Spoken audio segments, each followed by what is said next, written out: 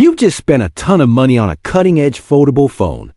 It looks futuristic, it feels premium, but the moment you start typing on that tall remote control shaped cover screen, your thumbs are fighting for space. Autocorrect is losing its mind, and you keep thinking, why can't this feel like a normal phone on the outside and a real tablet on the inside?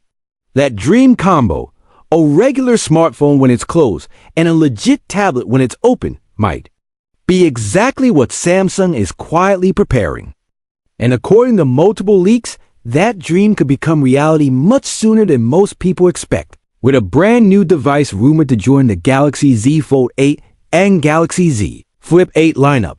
People are already calling it the Samsung Galaxy Wide Fold or Galaxy Z Fold 8 Wide. The name isn't final, but the idea behind it is very clear. A wider, more comfortable, more tablet-like foldable that fixes the biggest complaint power users have with today's tall, skinny foldable phones. Let's break down what this rumored Galaxy Y Fold is, how it compares to the upcoming Galaxy Z Fold 8, why Samsung might be doing this now, and how it ties directly into the coming war with Apple's long-awaited iPhone Fold. You can think of today's Galaxy Z Fold series as phone first, tablet second. When it's closed, you get a very tall, narrow screen that's usable, but not exactly ideal for typing or browsing. When it's open, you get a big canvas, but the aspect ratio still feels a bit unusual, great for multitasking, but not quite as natural as an iPad when watching videos or reading long articles. The rumored Galaxy Y Fold flips that philosophy on its head. According to a usually very reliable Samsung insider, this new Galaxy Foldable is expected to come with an inner display around 7.6 inches, a 4:3 or 3:4 aspect ratio. Leaks credit Ice Universe for this. A noticeably wider outer screen compared to the current Fold lineup. In simple terms, instead of a tall, skinny book, you're holding something shaped more like a passport or a small iPad mini. Closed, it should feel closer to a normal flagship smartphone instead of a TV remote. Open, it should look and behave a lot more like a mini tablet. That's the key selling point. And if Samsung executes this right, this could be the foldable many people have been waiting for. Normal in the pocket, powerful on the desk. Here's where things get really interesting. Leaks suggest that Samsung is not just thinking about other Android brands with this form factor. The Galaxy Wide Fold is reportedly being positioned as a preemptive strike against Apple's foldable strategy. Apple is heavily rumored to be working on a foldable iPhone, sometimes referred to as the iPhone Fold, with a main screen around 7.6 to 7.7 inch ES, a 4:3 aspect ratio. Just like a small iPad. Sound familiar? So Samsung's move looks very calculated. Launch a wider, more tablet-like Galaxy Z Fold 8 Wide / Galaxy Wide Fold before Apple even ships its first foldable iPhone. That way, when Apple finally arrives in the foldable market, possibly around late 2026, Samsung can say, "We've already done this. We've refined it.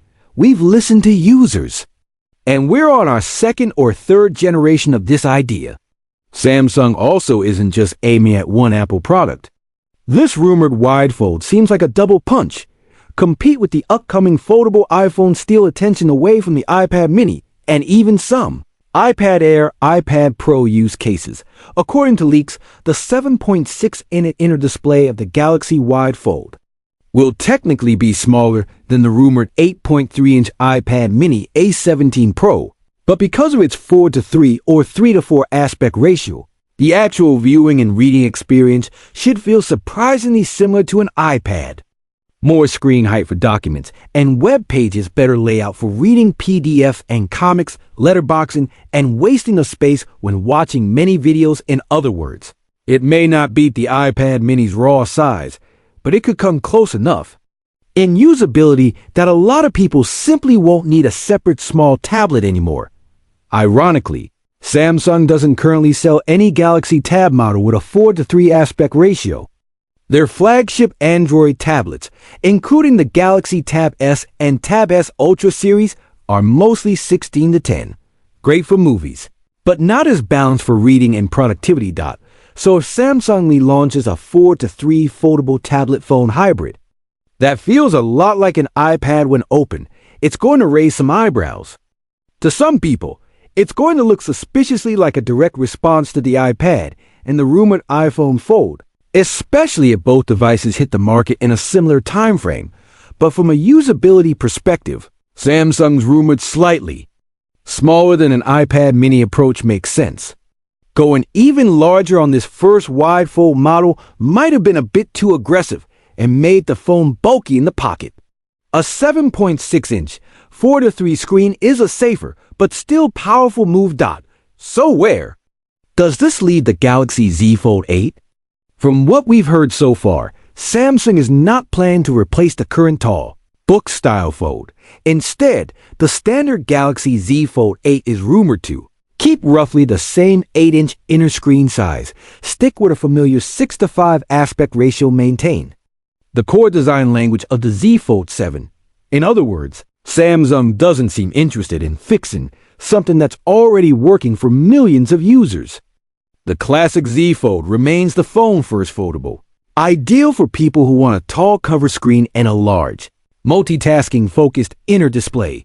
The Galaxy Wide Fold or Z Fold 8 Wide, on the other hand, becomes the more tablet-centric option, more square/wide device when open, better choice for people who want a mini tablet that genuinely feels like one, instead of one compromised design trying to please everyone. Samsung appears to be building a foldable lineup that targets different kinds of users.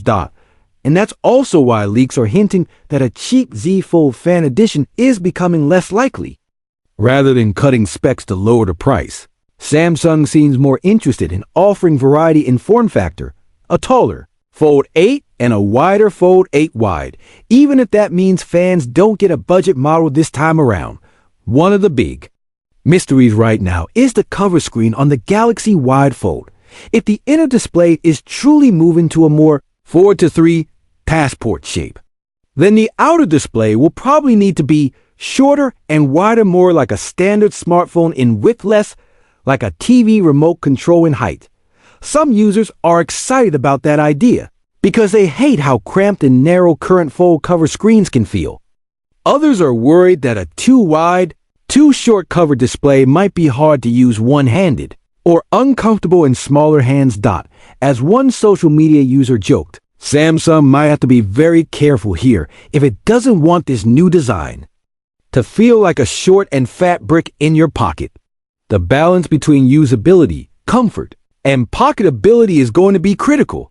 Even the rumored name Galaxy Wide Fold has sparked some debate.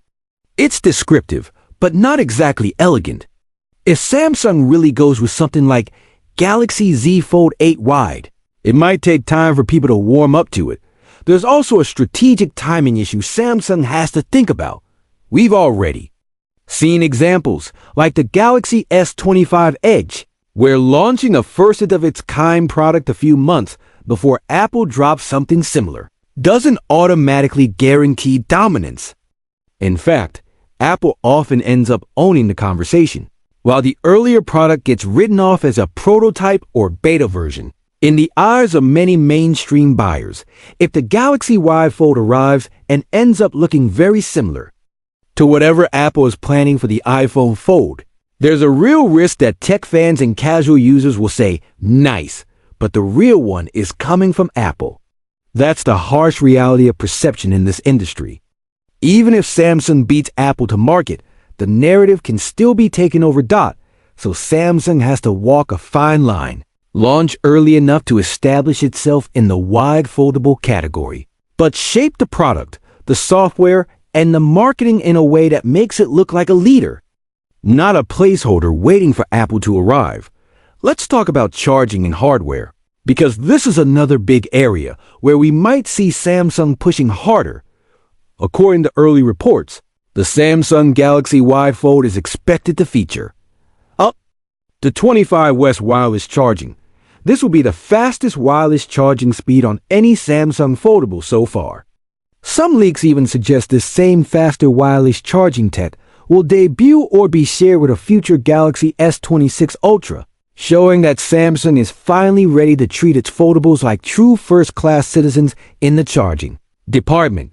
Charging speed matters more on foldables because they usually have larger dual-cell batteries. Users tend to push them harder with multitasking, media, and productivity. Quick top-ups can make a big difference in day-to-day usabilities. So, if Samsung really delivers 25 West wireless on the wide Fold, that's a meaningful quality of life upgrade compared to previous Z Fold generations. Now, if you're thinking this wide passport-style foldable concept sounds familiar, you're not wrong.